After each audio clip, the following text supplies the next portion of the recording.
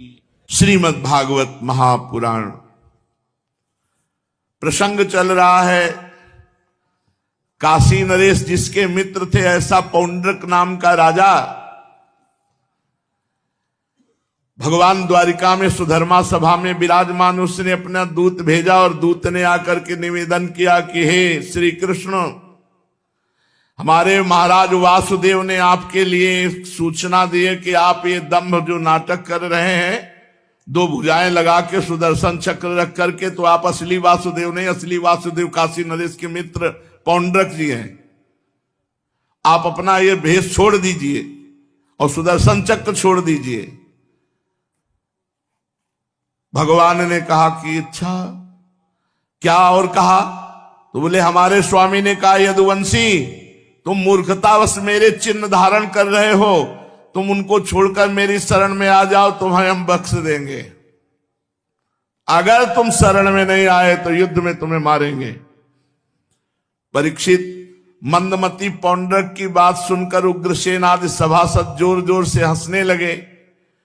उन लोगों की जब हंसी समाप्त हुई, भगवान श्री कृष्ण ने दूत से कहा, दूत तुम जाकर अपने राजा से कह देना कि अरे मूढ़, मैं अपने सुदर्शन चक्र आदि चिन्ह यूं नहीं छोड़ूंगा, इन्हें मैं तुझ पर छोड़ूंगा, और केवल तुझ पर ही नहीं, तेरे उन सब साथियों पर भी जिनके बहकाने से तू इस प्रकार बहक रहा है।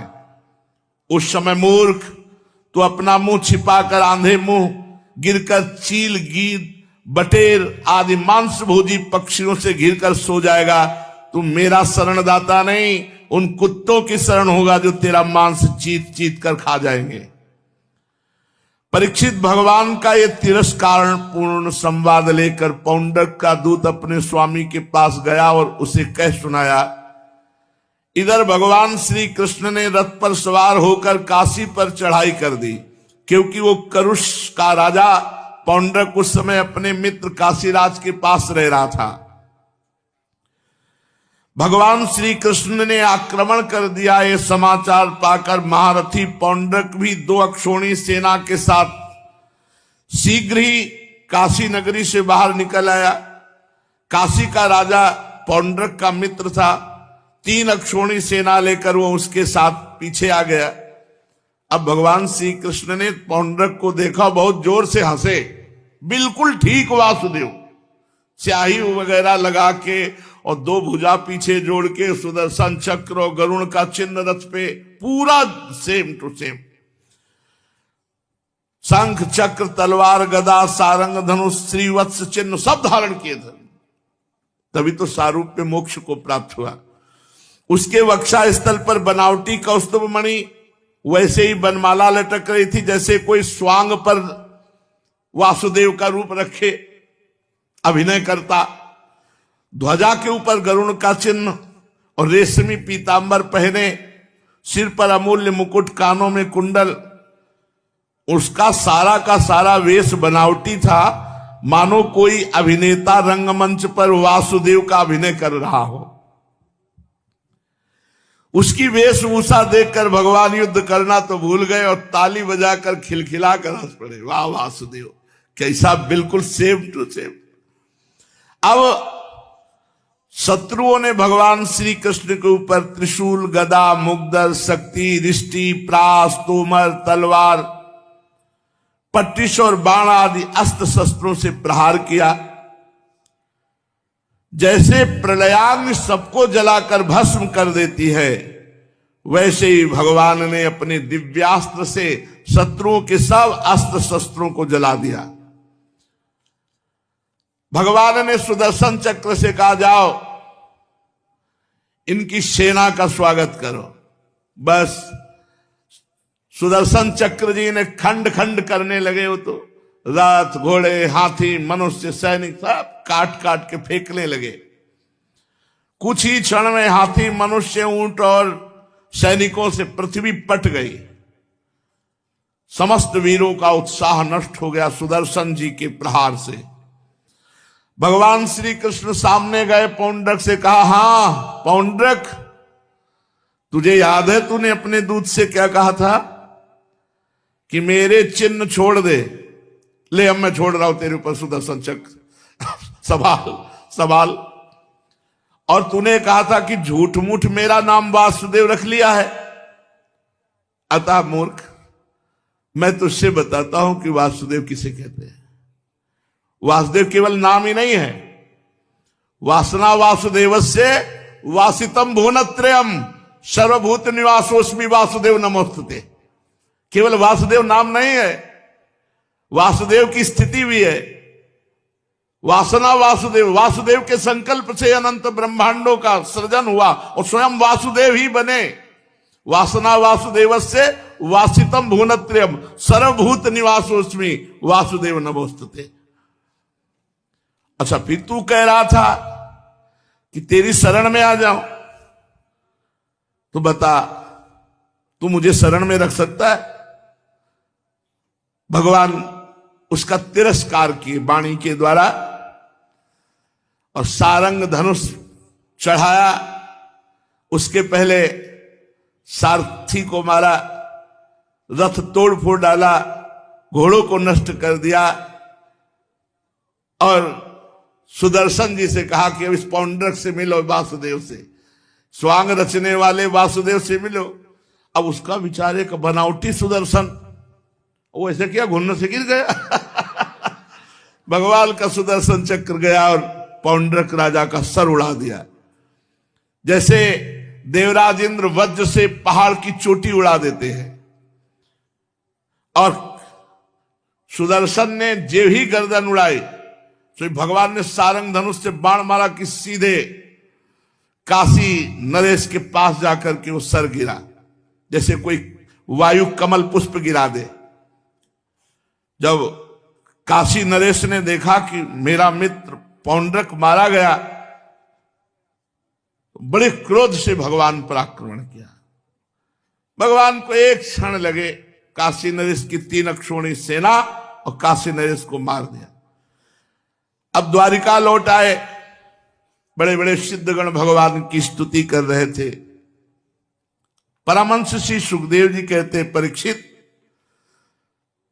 भले वो नाटक कर रहा था, ध्यान देने योग्य बात है, लेकिन उसे हर समय सुमिरन होता था, वासुदेव वासुदेव वासुदेव, मैं वासुदेव मैं वासुदेव।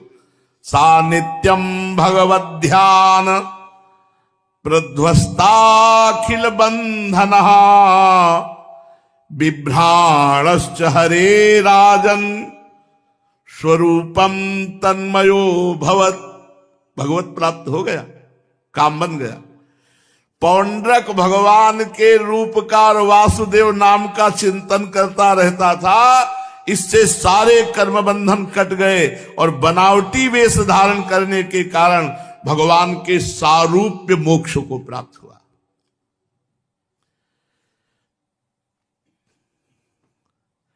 अब भगवान जब काशी नरेश को भी मारा था तो उसका सर राजमहल के दरवाजे पे फेंक दिया।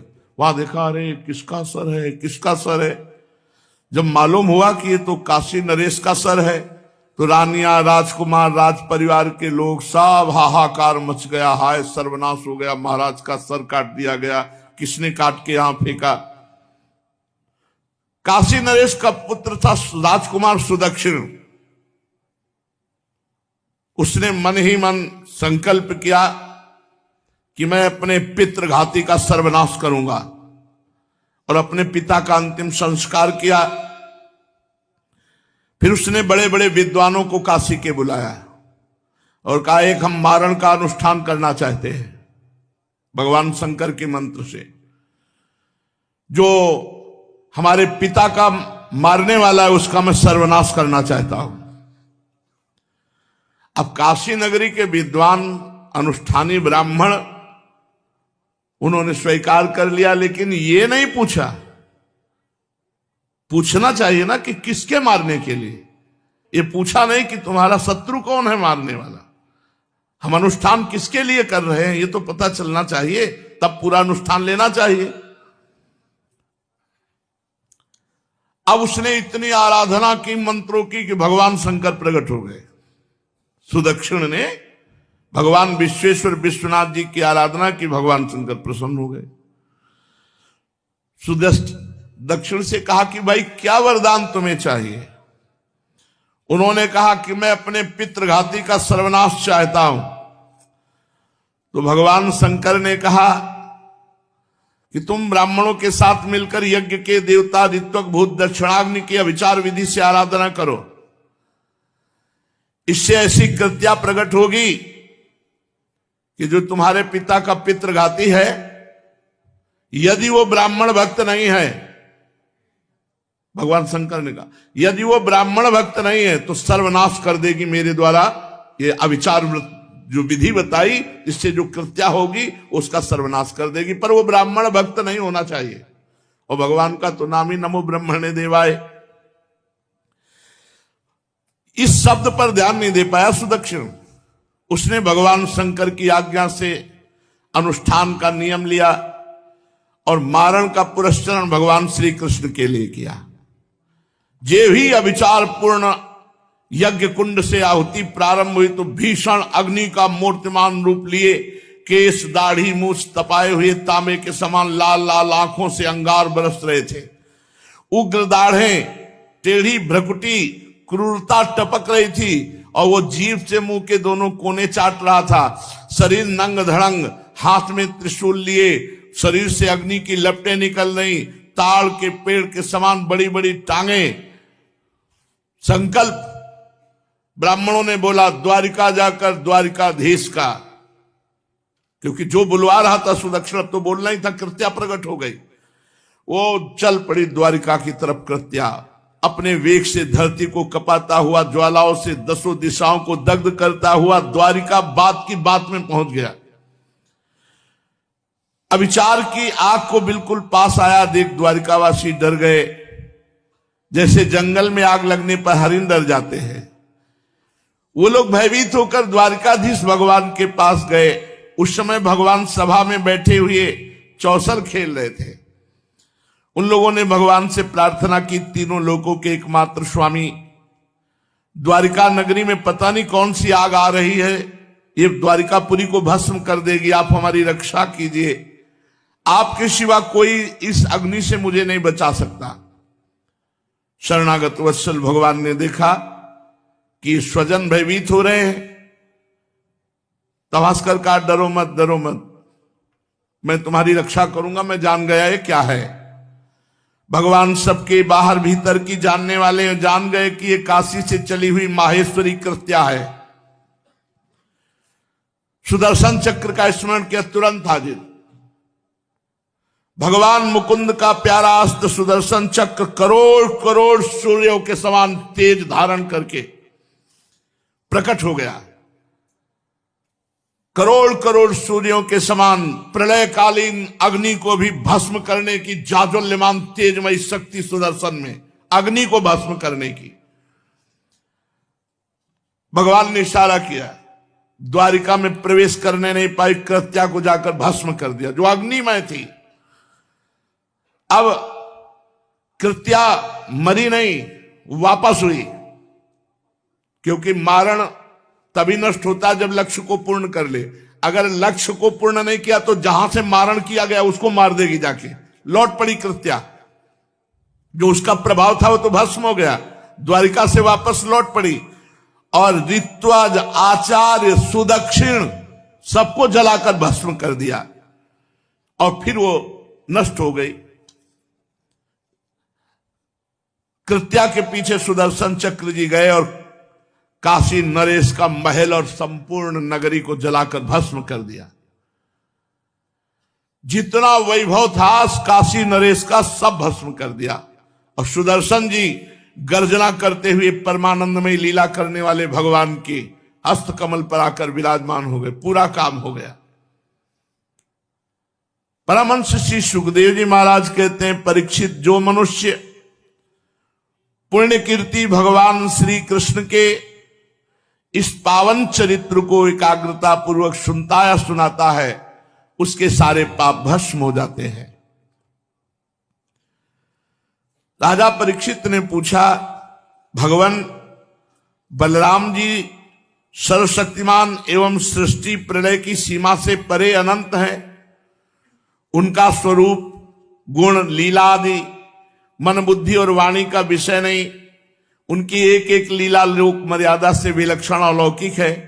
उन्होंने जो अद्भुत कर्म किए उन्हें मैं सुनना चाहता हूं। श्री सुखदेव जी ने कहा, परीक्षित, एक द्विविद नाम का बानर था। ये वही द्विविद है जो रामावतार में भगवान के पक्ष में आकर के रावण के पक्ष से लड़ा था। द्विविद मयंद नील नल अंगद गद विकतास दधिमुख केहर निसठ सठ जामवंत बलराशि। ये सब कपि सुग्रीव समाना, महान बलशाली द्विविद। तो जब भगवान विजयी हुए तो ये भगवान की भुजाओं की तरफ देख रहा था द्विविद। अत्यंत सुकोमल भुजा, श्याम वर्ण की। सोच रहा था अगर भगवान के पक्ष में ना होता तो दो दो हाथ इनसे करता तो पता तो चलता इनकी भुजाओं में ताकत कितनी है। तो लक्ष्मण जी पास खड़े थे, उन्होंने देखा और मन की बात जान के कहा कि भैया से नहीं, हम तेरी आशा पूरी कर दें अभी, पर हम अगर कुछ भी करते हैं तो आदेश नहीं होगा, लेकिन तू भी बहुत लंबी आयु वाला है, अब मैं दूसरा अवतार धारण करूंगा, तब मैं तुम्हारा हिसाब बनाऊंगा। तुम हमारे प्रभु से लड़ना चाहते हो? तो द्विविद नाम का बानर वही रामादल से, ये बड़ा उपद्रवी था, भौमासुर का सखा था, सुग्रीव का मंत्री था और मैंद नामक बानर का शक्तिशाली भाई था द्विविद। जब उसने सुना कि श्री कृष्ण ने उसके मित्र भौमासुर को मार डाला तो उसने विचार किया कि अपने मित्र के ऋण से उऋण होना चाहिए। अब वो भगवान की जितनी भी प्रिय नगरी थी, कहीं तो खड़ा हो जाता, समुद्र से जल ऐसे हाथ से उलीचता कि वो नगरी डूब जाती, कहीं आग लगा देता, कहीं उपद्रव, बड़ा उपद्रव मचाने लगा। कभी कभी एक पहाड़ को उखाड़ता और नगर में डाल देता, पूरा नगर चकनाचूर कर देता। भगवान श्री कृष्ण काठियावाड़ देश, आनर्त देश जहां निवास करते थे, आसपास उसने आतंक मचा दिया। हजारों नहीं 10,000 हाथियों का बल रखता था द्विविद बानर। वो समुद्र में खड़ा होकर इतना उलीचता कि समीपवर्ती जितने नगर थे सब डूब जाते, बह जाते। जब कोई ऋषि मुनि यज्ञ करता तो सब यज्ञ विध्वंस कर देता है और बड़े बड़े ऋषि मुनियों को उठा करके ले जाता और गुफा में बंद कर देता, जैसे कीड़ा भृंगी नाम का दूसरे कीड़े को अपने बिल में बंद कर देता है। मदोन्मत्त वानर द्विविद का आतंक फैल गया। रैवतक पर्वत पर बलराम जी सुंदर मधुर गान विद्या संगीत बज रहे हैं, बलराम जी आराम से विराजमान हैं। वक्षास्थल पर कमलों की माला है, अत्यंत सुंदर दर्शनी। आसपास ब्रज युवतियां बैठी भगवत चर्चा कर रही। इस प्रकार बलराम जी को देख करके द्विविद को बहुत गुस्सा आए और उसने वृक्ष की शाखा पर चढ़कर उपद्रव करना शुरू कर दिया। बलराम जी ने देखा ये बानर बड़ी ढिठाई कर रहा है। अब वो तो बलराम जी के सामने ही ब्रज युवतियों की अवहेलना करने लगा। बलराम जी ने देखा, सोचा कि शायद समझ जाए, एक छोटा सा पत्थर का टुकड़ा लिया और ऐसे मारा, चला जाएगा। पर वो कोई साधारण बानर तो है नहीं। उसने अपने को पत्थर के टुकड़े से बचा लिया और बलराम जी के जो वहां पात्रों में पेय पदार्थ मधु आदि रखे थे उनको सबको गिरा दिया, मार उपद्रव मचा दिया। और हंस हंस कर बलराम जी को क्रोध दिलाने लगा। द्विविद बानर ने बलराम जी को नीचा दिखाने के लिए बहुत प्रकार से उपाय किए, ढिठाई की। बलराम जी ने कहा अच्छा। अब वो इस डाल से उस डाल, बलवान बंदर मतलब हाहाकार मचाए, बलराम जी ने कहा भी तुम मूसल का चिंतन किया, मूसल आ जहां था वहीं से फंसा लिया, कितना उछलोगे तुम, ओ हल, और मूसल का प्रहार किया। सिद्ध अस्त्र है बलराम जी का हल मूसल। हस्तिनापुर को पूरी उखाड़ के गंगा जी में डुबो रहे थे, तो ऐसे टेढ़ी बलराम जी है। द्विविद बड़ा बलवान था, उसने हल से बचा करके एक पेड़ उखाड़ा, बलराम जी के माथे पर दे मारा। उसको पता नहीं कि बलराम जी कौन है, शेषावतार, पूरे ब्रह्मांड को माथे पे रखे तो दर्द तो हुआ नहीं, फिर एक दो पेड़ मार दोगे तो क्या दर्द होगा। बलराम जी अविचल खड़े रहे जैसे फूलों की कोई माला मारी हो। सुनंद नाम है बलराम जी के मूसल का। जब द्विविद ज्यादा उपद्रव करने लगा तो फंसाया हाल में, मारा एक मूसल। जो ये मूसल मारा फिर नाक मुंह से सब खून निकलने लगा, जैसे गेरू का स्रोत ऐसे खून।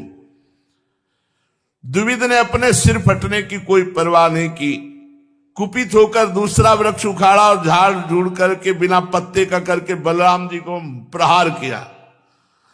बलराम जी ने उस वृक्ष के सैकड़ों टुकड़े कर दिए। द्विविद ने दूसरा, बलराम जी ने उसे भी छिन्न भिन्न कर दिया। जब देखा ये बानर मान ही नहीं रहा है तो हमें लगता है पूरी पृथ्वी को वृक्षहीन कर देगा। बलराम जी ने अपने मूसल से उसके फेंके हुए चट्टान वृक्ष आदि को चूर चूर कर दिया और दौड़े और द्विविद को अपनी बाह में फंसाया और फिर घूंसों से, मूसल से भी ज्यादा प्रहार बलराम जी के घूंसों का है।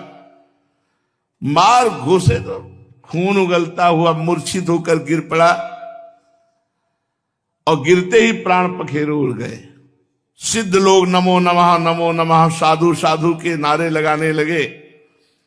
बलराम जी की कृपा से द्विविद को भी भगवत प्राप्ति हुई, क्योंकि भगवान राम जी की सेवा में रहा और भगवान श्याम जी के भ्राता बलराम जी के हाथ मारे गए, ये भी भगवान ही है, उसको परम पद की प्राप्ति हुई। भगवान बलराम जी जो सोच ले तो फिर श्री कृष्ण चंद्रजू को मानना ही पड़ता था। इसलिए वो ऐसे विधान बनाते थे कि बलराम जी महाराज को मानना ही पड़े। आगे प्रसंग आएगा। सुभद्रा जी भगवान श्री कृष्ण और बलराम की बहन है। अर्जुन जी आए हुए थे,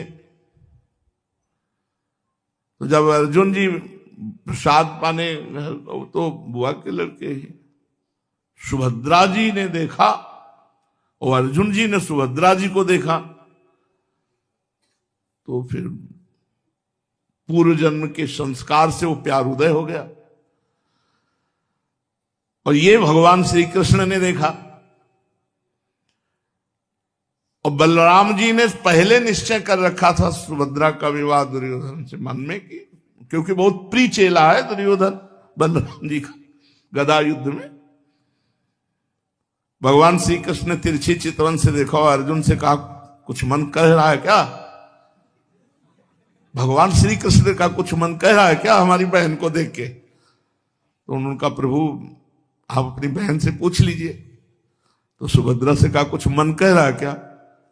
बोले, भैया ऐसा लगता है कि ये हमारे जन्म जन्म से पति हैं। तो बोले, तैयार हो, देवी पूजने के बहाने घर से निकलो। अर्जुन जी से कहा, रथ हमारा, तुम मत हाँ करो। सुभद्रा से कहा, तुम डोरी लेके, अर्जुन का तुम बैठ जाओ, बैठ भाग जाओ, ले जाओ हस्तिनापुर। बोले, देख लो। बोले, हम कह रहे ले जाओ, ऐसे भाई मिलेंगे कृपालु। अब ऐसा ही हुआ, सुभद्रा जी रथ हाँक रहे, अर्जुन जी बैठे और सैनिक जो गए थे देवी पूजन में रक्षा के लिए सुभद्रा जी को भाग के आए। बलराम जी से कहा, अर्जुन ने सुभद्रा का अपहरण कर लिया। इतनी बड़ी हिम्मत हमारी बहन की तरफ, ऐसा देख बलराम जी ने तुरंत मूसल धारण किया और सैनिकों को तैयार करो, क्योंकि अर्जुन गांडीव धनुषधारी कोई साधारण योद्धा नहीं। भगवान श्री कृष्ण का क्या हुआ भैया? बोले अर्जुन ने सुभद्रा का अपहरण कर लिया।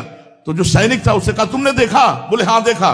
तो सुभद्रा पीछे बैठी हुई थी? नहीं, आगे रथ हाक रही थी। अर्जुन कहाँ थे? रथ में बैठ। बोले भैया हम पक्का कहते सुभद्रा ने अर्जुन का अपहरण कर लिया।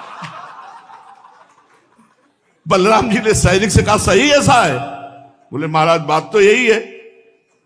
बलराम जी ने हलमू सर रख दिया। बोले जब बहन जी भगा कर ले गई बहनोई को तो हम क्या कह सकते हैं। ये ऐसे बलराम जी के आगे चलती नहीं थी, पर श्री कृष्ण के आगे बलराम जी के लिए चलती थी, क्योंकि वो ऐसे चक्रव्यूह की रचना करते थे कि बलराम जी का क्रोध शांत। परम पावन भगवान श्री कृष्ण बलराम की अद्भुत लीला आगे वर्णन करेंगे। श्री राधा।